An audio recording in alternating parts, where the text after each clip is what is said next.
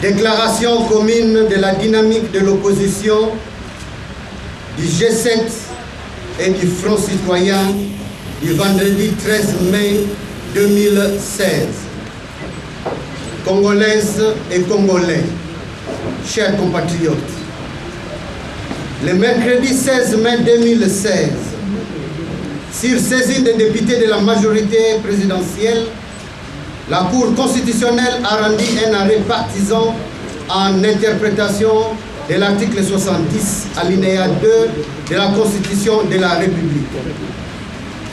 Par cet arrêt, la Cour constitutionnelle viole délibérément, primo, l'article 70, alinéa 1er de la Constitution qui dispose que le président de la République est élu au suffrage universel direct pour un mandat de 5 ans renouvelable une seule fois. Secondo, l'article 220 qui consacre le suffrage universel comme mode d'accès intangible à la fonction présidentielle et verrouille la durée ainsi que le nombre de mandats du président de la République.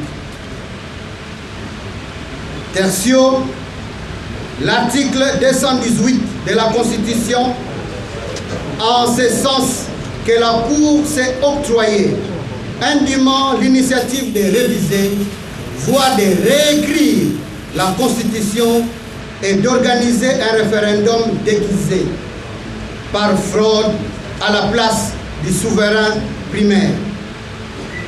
Après son arrêt inconstitutionnel du mois d'août 2015, la Cour vient de démontrer une fois de plus qu'elle est au service de M. Kabila et de ses partisans pour leur permettre de demeurer au pouvoir par défi et au mépris total aussi bien de la Constitution de la République que du peuple congolais qui exige l'alternance démocratique en 2016.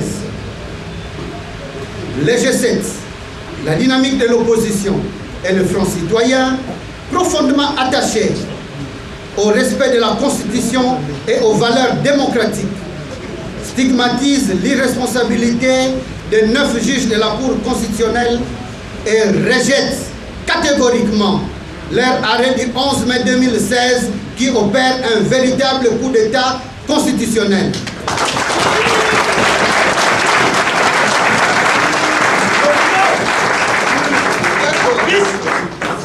Les G7, la dynamique de l'opposition et le Front citoyen, profondément attachés au respect de la Constitution et aux valeurs démocratiques, stigmatisent l'irresponsabilité des 9 juges de la Cour constitutionnelle et rejettent catégoriquement leur arrêt du 11 mai 2016 qui opère un véritable coup d'État constitutionnel, cautionne le glissement du calendrier électoral et veut instaurer de fait une présidence à vie pour M. Kabila.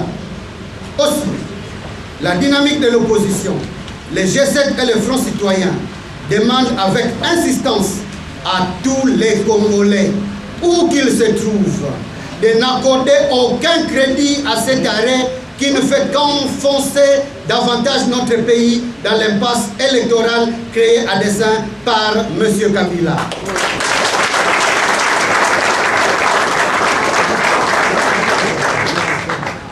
La dynamique de l'opposition, les G7 et le Front citoyen rappellent à tous les Congolais, y compris aux 9 juges de la Cour constitutionnelle, que l'article 73 de la Constitution dispose. Le scrutin pour l'élection du président de la République est convoqué par la Commission électorale nationale indépendante 90 jours avant l'expiration du mandat du président en exercice. Fin de citation. De plus, en vertu de l'article 74, alinéa 1er, le président de la République entre en fonction dans les 10 jours qui suivent la proclamation des résultats définitifs de l'élection présidentielle.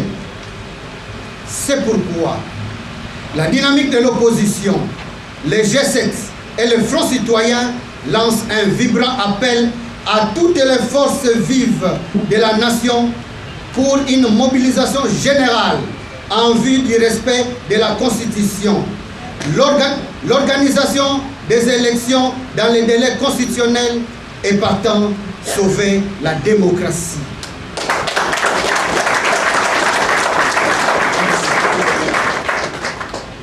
C'est pourquoi la dynamique de l'opposition, les G7 et le Front citoyen lancent un vibrant appel à toutes les forces vives de la nation pour une mobilisation générale en vue du respect de la Constitution, l'organisation des élections dans les délais constitutionnels et partant sauver la démocratie en péril.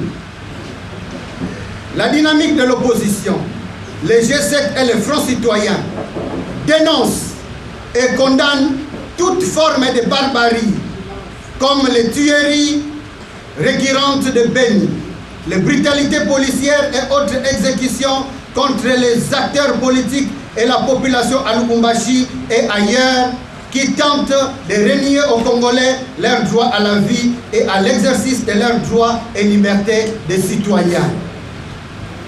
À dater de ce jour, la dynamique de l'opposition, les G7 et le Front citoyen annoncent le déclenchement des actions d'envergure et de salut pour la nation, conformément aux prescrits de l'article 64 de la Constitution.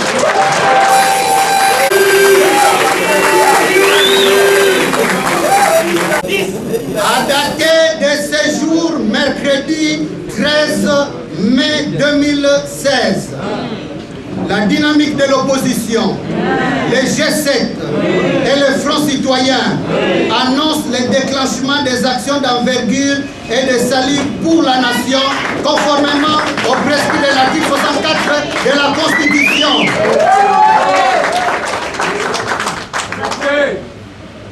Notre détermination est telle qu'une marche de protestation contre les dévoyés et fossoyeurs de la République, les fossoyeurs de la démocratie en République démocratique du Congo sera organisée ce 26 mai 2016 sur toute l'étendue de la République.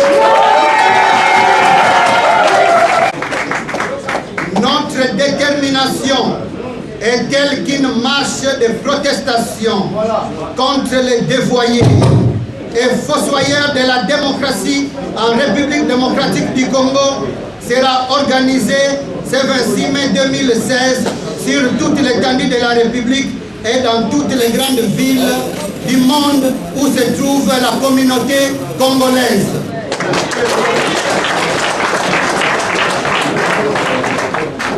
Congolaises et Congolais, chers compatriotes, un peuple conscient de son destin est plus puissant qu'une bombe atomique.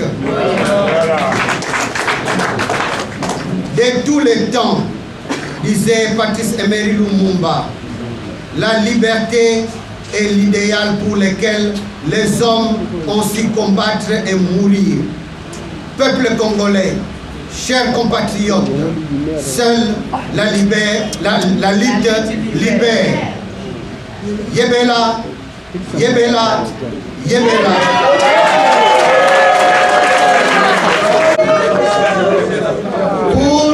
Pour les G7, le président en exercice, Charles Mwando Simba. Pour les Front citoyen, le porte-parole, Jean-Claude Katende.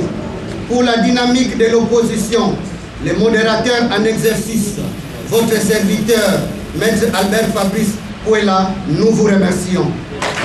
L'article 64 demande à tous citoyens congolais, Madame Kakolongo, s'il vous plaît, tous les citoyens congolais, d'empêcher que qui que ce soit puisse exercer le pouvoir en violation de la Constitution. À son article 2, à son alinéa 2, il empêche aussi à quiconque, tout individu, d'accéder au pouvoir par la force. Il n'y a qu'une seule voie, c'est la voie démocratique. La Cour constitutionnelle, à l'article 168, alinéa 2, il est dit que tout acte contraire à la Constitution est nul de nul effet. L'article 70 de la Constitution, article 1er, le mandat du président de la République est de 5 ans, renouvelable une seule fois.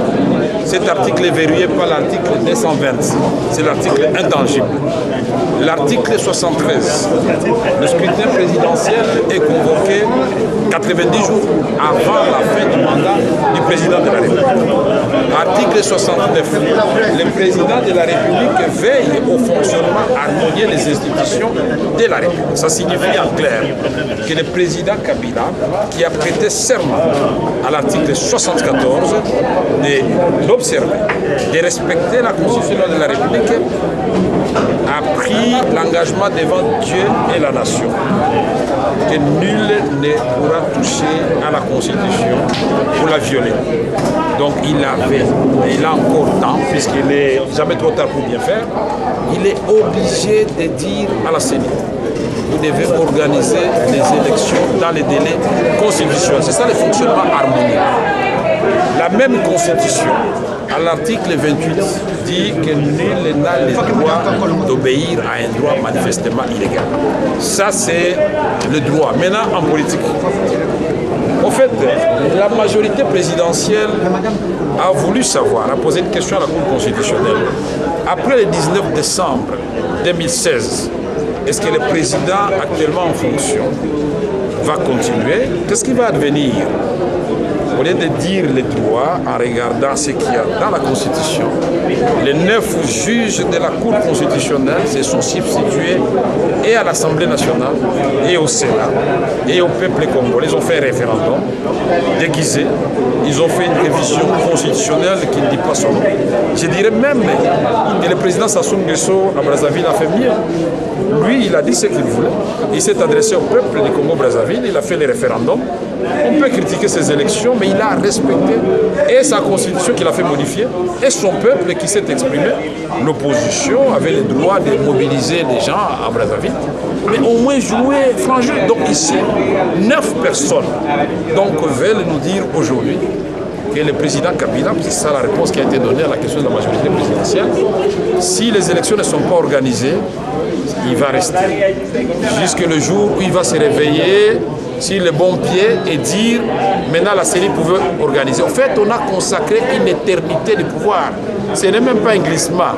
On voulait savoir la continuité. Non, c'est l'éternité du pouvoir. Jusqu'à ce que le président va se fatiguer. C'est très grave, inacceptable. C'est pourquoi aujourd'hui nous avons dit le 26 mai, tout Congolais, toute Congolaise, respectueux de la Constitution, jaloux de son pays, et qui voudrait voir le Congo relever la tête, le Congo dans sa dignité, dans sa fierté, doit oublier toutes les autres occupations. Nous sommes tous dans la rue, avec les rameaux, avec les mouchoirs, pour exprimer notre colère et dire, ne vous juge de la Cour constitutionnelle, vous êtes passible de crimes de haute trahison pour avoir violé intentionnellement la Constitution. Je connais la Constitution par cœur. Ça, c'est l'article 168, alinéa 1er. Les actes de la Cour constitutionnelle sont irrévocables, applicables immédiatement. Je le sais. Mais la Constitution ne se lit pas de façon partielle. Il faut lire aussi l'alinéa 2, qui dit que tout acte contraire, hors l'arrêt de la Cour, c'est un acte juridique, à la Constitution est nul et de nul effet. Cet acte-là est nul et de nul effet. C'est un chiffre que nous avons déchiré devant tout le monde ici et nous demandons au peuple congolais de ne pas accepter. Nous le rejetons et nous et l'ensemble du peuple congolais.